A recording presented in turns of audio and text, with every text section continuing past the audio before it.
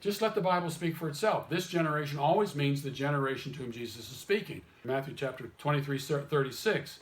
That's what it says. And you still have Christians trying to defend the idea that when Jesus uses the phrase this generation, he's really not referring to that particular generation. And yet anybody listening to Jesus in terms of audience relevance back then wouldn't have thought any other thing was true. That's why the disciples in Matthew chapter 23, when Jesus says your house is being left to you desolate, and he essentially says this is going to happen to this generation, why would the disciples or the apostles have said to Jesus, look at the temple, how can you say this? Because Jesus said your house is being left to you desolate. They knew that he was talking about them. In Matthew chapter 21, you find that Jesus' critics, the Sadducees and the Pharisees, said, oh, Jesus is talking about us. This is applying to us.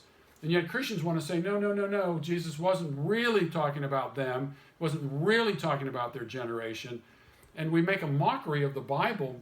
We're supposed to let the Bible interpret itself. And here we are trying to impose something on the Bible that we don't have to impose on the Bible. Let the Bible speak and deal with it in terms of what the language specifically states.